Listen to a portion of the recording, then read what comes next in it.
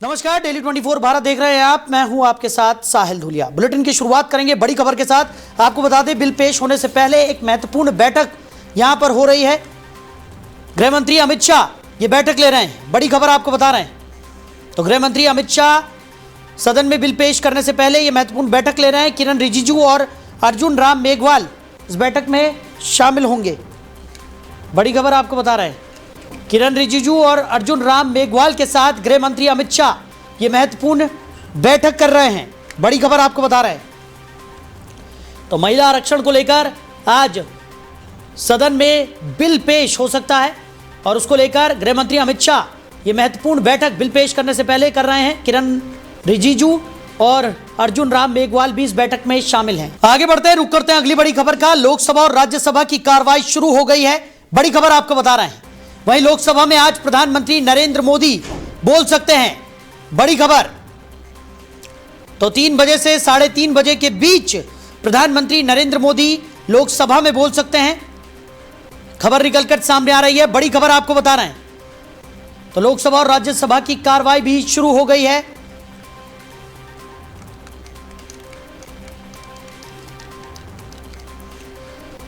और आज लोकसभा में प्रधानमंत्री नरेंद्र मोदी भी बोल सकते हैं। बड़ी खबर आपको बता रहे हैं।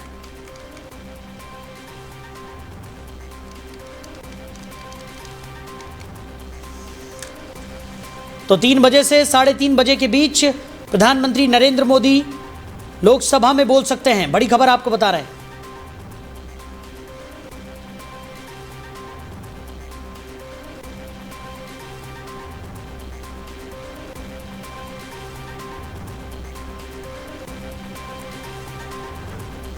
तो लोकसभा और राज्यसभा की कार्रवाई शुरू हो गई है। प्रधानमंत्री नरेंद्र मोदी आज लोकसभा में बोल सकते हैं।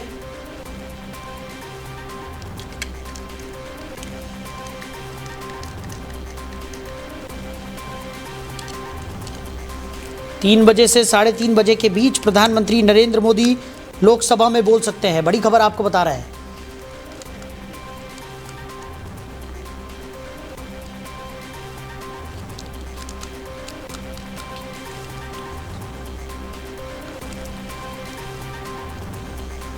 तो लोकसभा और राज्यसभा की कार्रवाई शुरू हो गई है।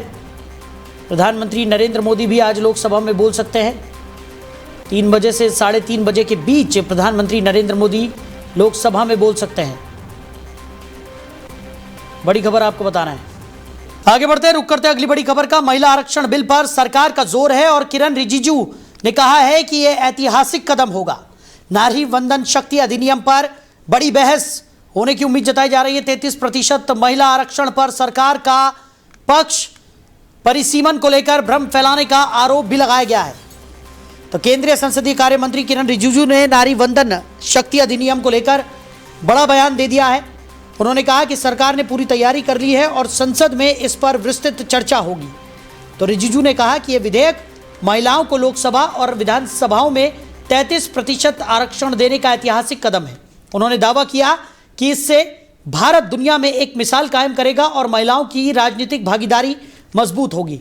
उन्होंने ये भी कहा कि इस प्रस्ताव का विरोध करने की आवश्यकता नहीं है, क्योंकि सामान्य सीटों से भी महिलाएं पहले की तरह चुनाव लड़ती रहेंगी। आरक्षण लागू होने के बाद उनकी भागीदारी और बढ़ जाएगी। परिसीमन को लेकर उठ रहे सवालों पर उन्होंने कहा कि कुछ राजनीतिक दल भ्रम फैला रहे हैं, खासकर दक्षिण भारत में। उनके अनुसार परिसीमन का मुद्दा महिला आरक्षण से जोड़कर गलत संदेश दिया जा रहा है। रिजिजू ने सभी दलों से अपील की है कि वो चर्चा को सकारात्मक दिशा में ले जाएं और इस ऐतिहासिक बिल पर सहयोग करें। सरकार का कहना है कि बहस के दौरान सभी बिंदुओं को स्पष्ट किया जाएगा। तो महिला आरक्षण को लेकर किरण रिजिजू ने सरकार का पक्ष रखा। किरण रिजिजू का यह बड़ा बयान सामने आया और इसी पर चर्चा के लिए हमारे मैनेजिंग एडिटर रमेश ठाकुर जी हमारे साथ जुड़ गए। रमेश जी, नारी वंदन शक्ति अधिनियम पर बड़ी बहस आज होने जा रही है। 33% महिला आरक्षण पर सरकार ने अपना पक्ष रखा है और किरण रिजिजू ने साफ तौर पर कहा है कि इसका सभी को समर्थन करना चाहिए। इससे महिलाओं की जो भागीदारी है उसमें वृद्धि होगी। कैसे देख रहे हैं? देखिए, इस पूरे मुद्दे पे विपक्ष का आरोप क्या है उसको सही से समझना चाहिए। कोई भी इस तरीके का जो फैसला होता है, और ये बहुत बड़ा फैसला है, आजाद भारत में अगर देखा जाए तो 33% भागीदारी राजनीति में, पॉलिटिक्स में, सरकारों में और संवैधानिक संस्थानों में और जितने आयोग हैं उसमें सब में दी जानी चाहिए। और ये बात का मुझे लगता है पक्षधर इस हिंदुस्तान में रहने वाला हर व्यक्ति होगा, क्योंकि महिला सशक्तिकरण का नारा कांग्रेस भी देती आई है और प्रदेशों में विभिन्न तरीके की जितने पॉलिटिकल पार्टियां हैं वो भी देती आई हैं। बात सिर्फ यहाँ पे ये आती है, विपक्ष ने कहा कि जब इतना बड़ा मसौदा बनाया गया था 1 साल पहले, जब इसका खाका तैयार हुआ था और शीतकालीन सत्र में इसको रखा गया था, तब इन्होंने कहा कि विपक्ष से बिल्कुल पूछा गया, विमर्श नहीं किया गया उनसे और सर्वदलीय बैठक भी नहीं की गई, जबकि होना चाहिए इस तरीके से।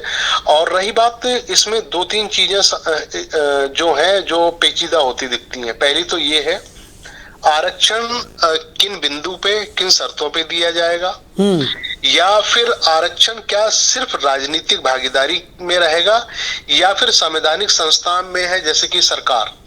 अब इस समय 16 राज्यों में भारतीय जनता पार्टी की सरकार है और जिसमें फुल फ्लेश इनके ही कैडर के लोग हैं, जिसमें सारे अधिकतर पुरुष हैं। एक दिल्ली की जो मुख्यमंत्री वो सिर्फ अपवाद हो सकती हैं। इसके अलावा क्या इनमें भी यही किया जाएगा, भाई 10 जगह अगर पुरुष सीएम है, क्या उसमें 3 महिलाओं को रखा जाएगा सीएम के तौर पे? तो इन सब चीजों को अभी बिंदुवार तरीके से सार्वजनिक नहीं किया गया है, तो ये खामियां हैं। लेकिन वही कहते हैं ना, जब मसौदा बन जाता है या जो कि कोई चीज इम्प्लीमेंट हो जाती है, 1 साल चले या 6 महीने चल जाए, उसका फिर असर किस तरीके से, उसकी असल तस्वीर सामने कैसे आ रही, तब देखना थोड़ा सा ये होता है कि भाई तब टिप्पणी करना या फिर उसको विचार करना या फिर एनालिसिस करना तब सही होता। लेकिन अभी तो ये मुझे लगता है बहुत दूर की कौड़ी है। साल भर पहले जब इसको मसौदा रखा गया था पार्लियामेंट में, सेशन में, विशेष सेशन था, तो उस सेशन में भी यही बातें कही जा रही थी कि ये अभी बहुत दूर की चीजें हैं। ऐसा नहीं है कि दंड से आज बंधन योजना लागू हो जाएगी और कल से टीएमसी या फिर किसी भी राज्य में जब चुनाव होगा वहां 33% भारतीय जनता पार्टी या दूसरी पार्टियां महिला कैंडिडेट को उतार देंगी। ऐसा भी तो नहीं है। इसमें भी बहुत सारी चीजें ऐसी हैं जो मुझे लग रहा है आने वाले समय में समीक्षा की जाने की जरूरत है और उससे लोग फिर एनालिसिस करेंगे कि ये कानून वास्तव में सही है गलत है। ये मुझे लगता है अभी थोड़ा सा इसमें वक्त है। जी लेकिन रमेश जी, सवाल ये भी तो है कि सरकार तो एक रास्ता खोलने की कोशिश कर रही है, उसके बाद संशोधन को लेकर तो सरकार ने साफ तौर पर ये कहा है कि उसके रास्ते हमेशा से खुले हुए हैं, इस पर चर्चा होगी और जो भी संशोधन करने की ज़रूरत पड़ेगी उसके लिए भी सरकार पूरी तरह से तैयार है। तो ऐसे में इसका विरोध करने की जगह पर, और जिस तरीके से किरण रिजिजू ने एक बड़ा बयान यहाँ पर दे दिया है, उन्होंने साफ तौर पर कहा कि परिसीमन को लेकर उठ रहे सवालों पर राजनीतिक दल भ्रम फैला रहे हैं, खासकर दक्षिण भारत में। तो उन्होंने कहा ये भ्रम फैलाना बिल्कुल अनुचित है। उन्होंने कहा कि चर्चा यहाँ पर होगी, उस चर्चा में भागीदारी कीजिए और जहाँ पर भी आपको कोई संशय है तो उसका समाधान यहाँ पर निकाला जाएगा। नहीं, देखो आपने अभी दक्षिण का जिक्र किया। हाँ। दक्षिण को चर्चाओं में इसलिए लाया जा रहा है कि वहां पे चुनावी सरगर्मियां बहुत ज्यादा तेज है, इसलिए वहां का नाम लेना बहुत जरूरी है। और दूसरा जो इम्पोर्टेंट पहलू ये है कि आपने कहा इसको संशोधित किया जाएगा, ये शब्द मुझे लग रहा है विपक्ष को खाया जा रहा है। संशोधित का मतलब है जब तक संविधान संशोधित नहीं होगा और उसमें ये चीजें अंकित नहीं की जाएंगी, क्योंकि ये छोटा कानून तो है नहीं कि भाई 1 साल बना दिया, दूसरे साल इसके बाद दूसरी सरकार आएगी उसको रिपील कर दिया जाएगा, ऐसा भी तो नहीं है। इसको प्रॉपर तरीके से संविधान संशोधन में और उसमें इस मसौदे को रखा जाएगा और हमेशा के लिए अंकित किया जाएगा। अब यहाँ पे विपक्ष जो 2024 के चुनाव में एक बात कह रही थी कि जो सरकार है वो चोरी छुपे या किसी तरीके से गुपचुप तरीके से संविधान को संशोधित करना चाह रही है, तो उनकी तो बात पक्की हो गई, उन्होंने तो फिर मोहर लगवा दिया। वो अब जो विपक्ष है पूरा का पूरा ये जाके पूरे देश में प्रचार करेगा। देखिए हम 2024 में कह रहे थे ये किसी भी सूरत में और किसी भी ऐसे कानून की आड़ लेके और बड़ा ऐसा मुद्दा लेके जिसमें कोई इतना सेंटिमेंट हो जाएगा कि कोई बोल नहीं पाएगा। अब भारतीय जनता पार्टी क्या करती है, धर्म का मुद्दा लेके आती है और महिलाओं का मुद्दा, और महिलाएं जितनी भी हैं वो हर एक पार्टी में है और सभी चाहती हैं कि उनकी भागीदारी सुनिश्चित हो। जितनी कम से कम आधी नहीं तो 33% की अगर बात कही जा रही है तो सब हो। अब इसमें क्या होता है, अब जितनी भी पॉलिटिकल पार्टियां हिंदुस्तान में है रजिस्टर्ड हैं, सबको ये लग रहा है महिला विंग को और महिला कैडर को कि नहीं ये कानून बढ़िया है। और तभी तो आपने देखा भाई प्रतिभा सिंह पाटिल कांग्रेस से आती हैं, उन्होंने समर्थन करा इस पूरे बिल का, और पूर्व जो सीएम उत्तर प्रदेश की बसपा प्रमुख बहन मायावती ने उन्होंने भी समर्थन कर दिया है। और इवन भारतीय जनता पार्टी से लेके टीएमसी से लेके कोई ऐसी पार्टी नहीं है जो बड़ी उनकी नेत्री इस का समर्थन में ना हो। तो जाहिर सी बात है कानून बहुत बढ़िया है। और अगर आप सही से आप देखो तो समूचा विपक्ष इसमें विरोध ज्यादा नहीं कर रहा है, बस उनका कंसर्न सिर्फ यही है कि जब ये चीजें बन रही थी तो इसमें क्या क्या चीजें ली जानी चाहिए और कहाँ कहाँ चीजों को परिसीमन किया जाएगा, इन सब बातों को लेके उन्होंने कहा कि राय मसारे हम लोगों से नहीं करिए, ये उनको दिक्कत है जी। चलिए देखते हैं आज किस तरीके की बहस सदन में होती है आज इस बिल को लेकर, क्योंकि सरकार ने अपनी पूरी तैयारी यहाँ पर कर ली है। गृह मंत्री अमित शाह ने बिल पेश करने से पहले एक महत्वपूर्ण बैठक भी यहाँ पर की है, जिसमें किरण रिजिजू और अर्जुन राम मेघवाल भी उनके साथ शामिल रहे। अब देखना होगा कि आगे क्या कुछ निकल कर सामने आता है, इस पर भी नज़र बनी रहेगी। उसके बाद फिर हम चर्चा करेंगे। बहरहाल रमेश जी हमारे साथ जुड़ने के लिए, इस तमाम चर्चा के लिए आपका बहुत शुक्रिया। फिलहाल स्थितियाँ जो हैं वो साफ तौर पर सरकार की तरफ से ये कहा जा रहा है कि सरकार ने पूरी तैयारी कर ली है। सकारात्मक चर्चा इस बिल पर होनी चाहिए और लोकसभा और राज्यसभा की कार्रवाई भी यहाँ पर शुरू हो गई है। आज दोपहर 3 बजे से 3:30 बजे के बीच में प्रधानमंत्री नरेंद्र मोदी भी लोकसभा में बोल सकते हैं। इन तमाम पहलुओं पर भी नज़र बनी रहेगी। वहीं गाजियाबाद पुलिस ने शानदार कार्रवाई करते हुए 10 करोड़ रुपए की रंगदारी मांगने वाले शातिर गिरोह का पर्दाफाश कर दिया है। इस ऑपरेशन को पुलिस कमिश्नरेट की स्वाट टीम और थाना इंदिरापुरम ने मिलकर अंजाम दिया, जिसमें एक महिला सहित 3 आरोपियों को गिरफ्तार किया गया। मामला 11 अप्रैल को सामने आया, जब पीड़ित को व्हाट्सएप कॉल और मैसेज के जरिए जान से मारने की धमकी देते हुए 10 करोड़ रुपए की मांग की गई। घटना की गंभीरता को देखते हुए पुलिस ने तुरंत जाँच शुरू की और स्वाट टीम को सक्रिय किया। टेक्निकल सर्विलांस और इलेक्ट्रॉनिक साक्ष्यों की मदद से पुलिस ने आरोपियों की लोकेशन ट्रेस कर 15 अप्रैल को उन्हें धर दबोचा। पूछताछ में खुलासा हुआ कि आरोपी प्रॉपर्टी डीलिंग की आड़ में फर्जी सिम और मोबाइल फ़ोन का इस्तेमाल कर अलग अलग जगहों से कॉल करते थे ताकि पहचान छिपा सके। गिरफ्तार आरोपियों की पहचान रविंद्र उर्फ रॉबिन, तुषार बंसल और सविता उर्फ सवी चौधरी के रूप में हुई है। पुलिस ने इनके पास से इस्तेमाल किए गए मोबाइल फ़ोन भी बरामद कर लिए हैं। इस सफलता पर पुलिस टीम को 50,000 रुपये के इनाम से सम्मानित भी किया गया है। कमिश्नरेट गाजियाबाद के अंतर्गत थाना इंदिरापुरम में एक एफआईआर पंजीकृत की गई थी, जिसमें वहां के एक स्थानीय व्यक्ति के द्वारा ये शिकायत दर्ज कराई गई थी कि कुछ व्यक्तियों के द्वारा उससे 10 करोड़ रुपए की रंगदारी मांगी गई है। इसके खुलासे के लिए स्वाट टीम क्राइम ब्रांच को लगाया गया था, जिसने सराहनीय कार्य करते हुए आज इसमें 3 अभियुक्तों को गिरफ्तार किया है, जिन्होंने इनसे रंगदारी मांगने का प्रयास किया था। इनके नाम है रविंद्र उर्फ रॉबिन, तुषार बसैया और सविता उर्फ सवी। ये तीनों जो अभियुक्त हैं ये पूर्व से ही जो अर्पित नाम का युवक है, जिस वादी है इस मुकदमे का, उससे परिचित थे। उनके साथ इनकी व्यापारिक लेन देन भी थे, जिसके बारे में इनके बारे में पर्याप्त सूचनाएं इनके पास थी। और इसी सूचना का प्रयोग करते इन्होंने इस तरह का षड्यंत्र रचा था कि इनसे अगर हम रंगदारी मांगते हैं तो ये हमें कुछ पैसे उपलब्ध करा देंगे। और इसी क्रम में इन्होंने 11 तारीख को उनको फ़ोन से, व्हाट्सएप कॉल से, मैसेजेस से आदि माध्यमों से इनसे रंगदारी मांगी थी और अपने आप को सुंदर भाटी गैंग का सदस्य बताते हुए इन्होंने इनसे रंगदारी मांगने की कोशिश की थी। यद्यपि ये आपस में पूर्व परिचित है और इस जो अभियुक्त पकड़े गए हैं इनका सुंदर भाटी गैंग से कोई लेना देना नहीं है। उन्होंने उसके नाम का प्रयोग करते हुए डराने के उद्देश्य से कि जिससे इनको पैसे मिल सके, इस आधार पर इनसे रंगदारी मांगी गई थी। आज इसमें इन तीनों अभियुक्तों को गिरफ्तार किया गया है। जिस फोन का इसमें प्रयोग किया गया था वो भी बरामद कर लिया गया है। इस पूरे सराहनीय कार्य के लिए स्वाट टीम क्राइम ब्रांच को 25,000 पुरस्कार की घोषणा भी की गई। वहीं मुजफ्फरनगर में तेज रफ्तार का कहर लगातार देखने को मिल रहा है। ताजा मामला सिटी कोतवाली क्षेत्र के सारनपुर रोड का है, जहां एक अनियंत्रित कार ने इंडियन पोटाश लिमिटेड कंपनी में कार्यरत एक श्रमिक को जोरदार टक्कर मार दी। टक्कर इतनी भीषण थी कि श्रमिक करीब 10 फीट ऊपर उछल गया और सड़क पर जा गिरा। ये पूरी घटना पास लगे सीसीटीवी कैमरे में कैद हो गई, जिसका वीडियो अब सामने आया है। जानकारी के अनुसार घायल श्रमिक अपनी नाइट ड्यूटी खत्म कर घर लौट रहा था, तभी तेज गति से आ रही कार ने उसे टक्कर मार दी।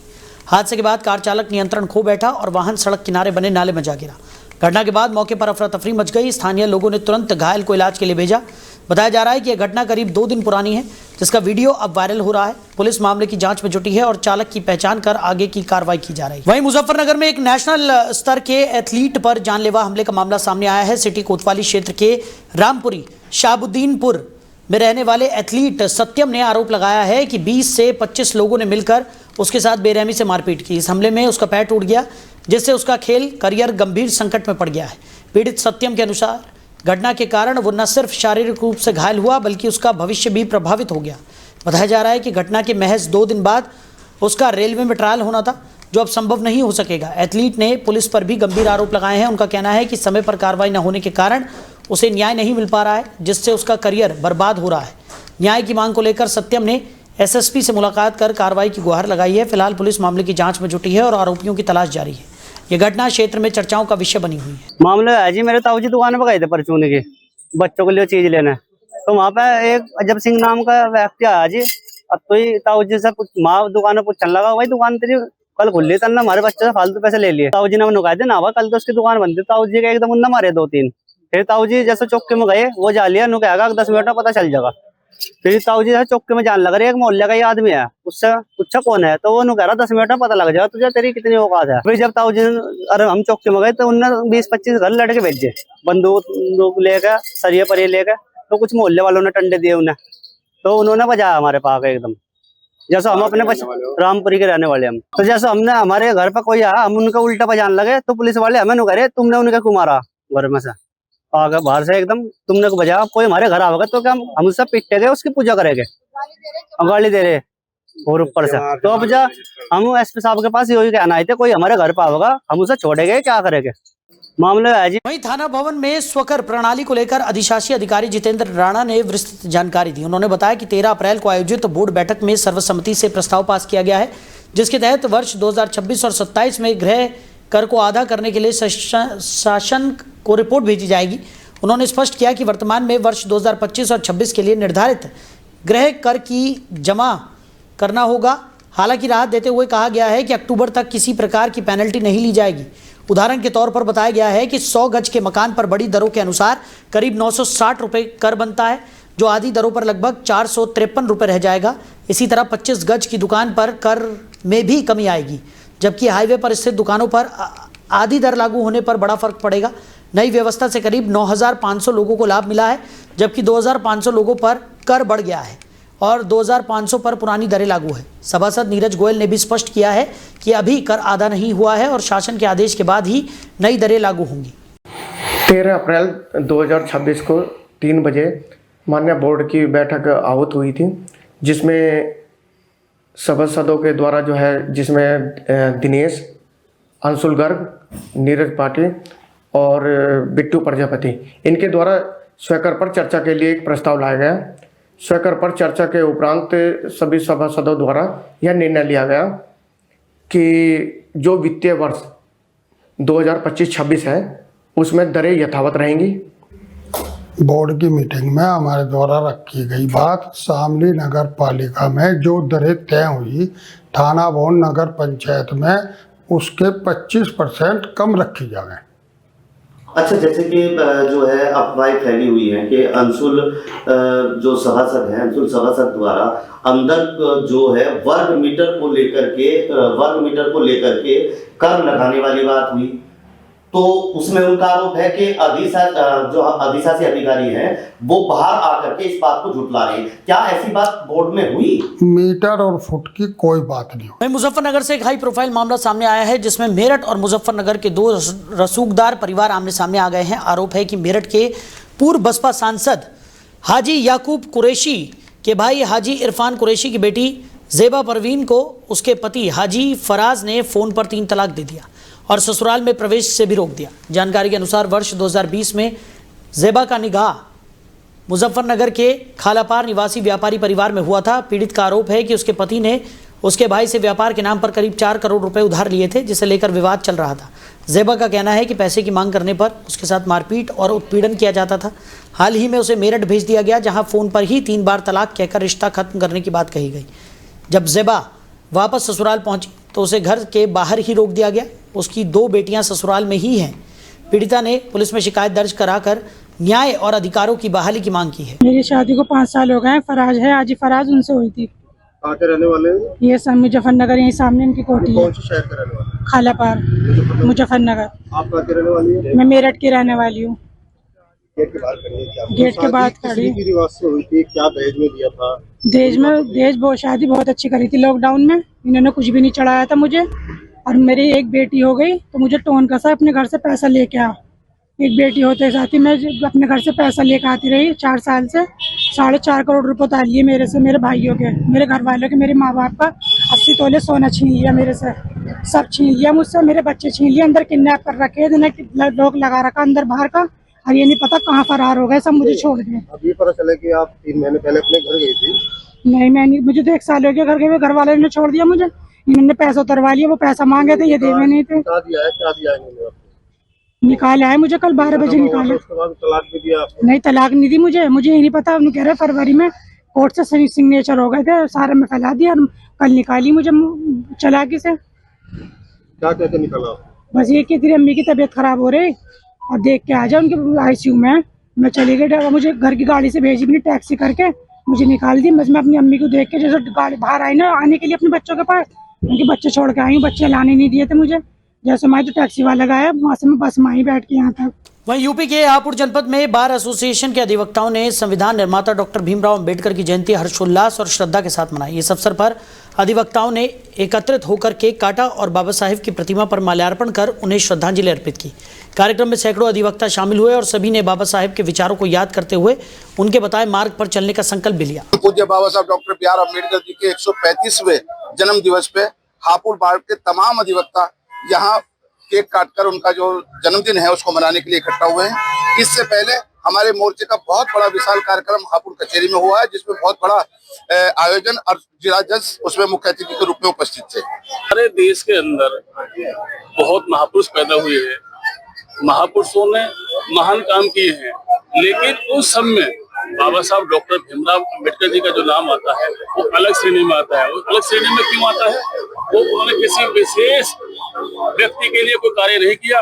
उन्होंने इस पृथ्वी के अंदर, इस भूमंडल के अंदर, इस कायनात के अंदर, इस जहान के अंदर वो अद्भुत कार्य किया है। समता मूलक समाज की स्थापना की है। उनके लिए कोई अलग नहीं है, कोई गैर नहीं है। उनके लिए मानव मानव समान है।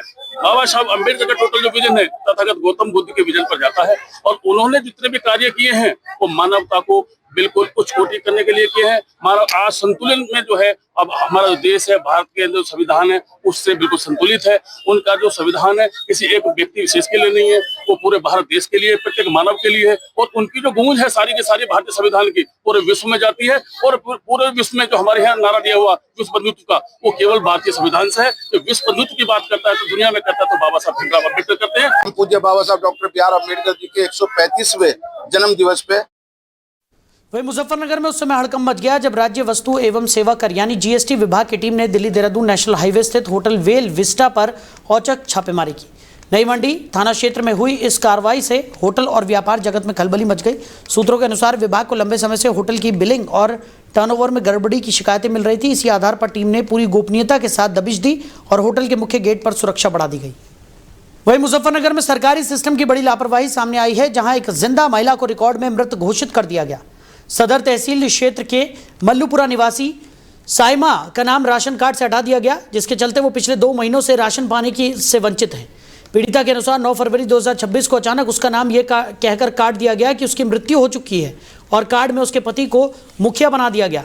जब साइमा राशन लेने के लिए पहुंची तो उसे इस गलती की जानकारी मिली। अपनी समस्या लेकर वो जिला पूर्ति कार्यालय पहुंची, जहां अधिकारियों ने बताया कि शासन के डेटा में उसे मृत दर्शाया गया है। इसके बाद साइमा ने डीएम कार्यालय में गुहार लगाई, जहां से पूर्ति विभाग को मदद के निर्देश दिए गए। डीएम साहब से सर मैं इसलिए मिली हूँ कि मेरा नाम राशन में से काट दिया गया है और राशन वालों ने मुझे सूची जो ऊपर से दी है उसमें मृत्यु घोषित किया गया है मुझे, पर मैं जिंदा हूँ सर। सरकार से ये अपील है मेरा राशन कार्ड में नाम जोड़ा जाए, मेरा नया आधार बना जाए। कितने महीने पहले आपका नाम? मार्च में मेरा नाम काट दिया गया सर। ये कहाँ से आप राशन लेती थी? कपिल कुमार से राशन ले रही थी मैं। कहाँ पे ये जिला?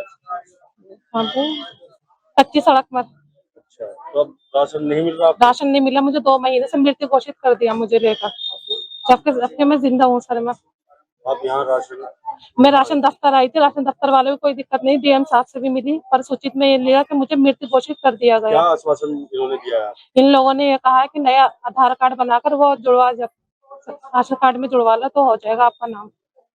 किस तरह की परेशानी आ रही है? राशन नहीं मिल रहा? राशन मिलने काफी दिक्कत आ रही है। हमारे घर की समस्या है कि गरीब इंसान है, क्या करे, राशन से पूरा होता तो वही नाम हमारा काट दिया। एक तो इंसान का रोजगार नहीं, ऊपर से ये हमारी समस्या खड़ी कर दी। आपके हस्बैंड क्या काम करते हैं? मेरे हस्बैंड मजदूरी करते हैं। कितने बच्चे हैं? मेरे 3 बच्चे हैं, 2 बेटियां और 1 बेटा है मेरा। डीएम साहब से सर मैं इसलिए मिली हूँ कि मेरा नाम राशन में से काट दिया गया है और राशन वालों ने मुझे सूची जो ऊपर से दी है उसमें मृत घोषित किया गया है। तो फिलहाल इस बुलेटिन में मेरे साथ इतना ही। आप बने रहिए। नमस्कार।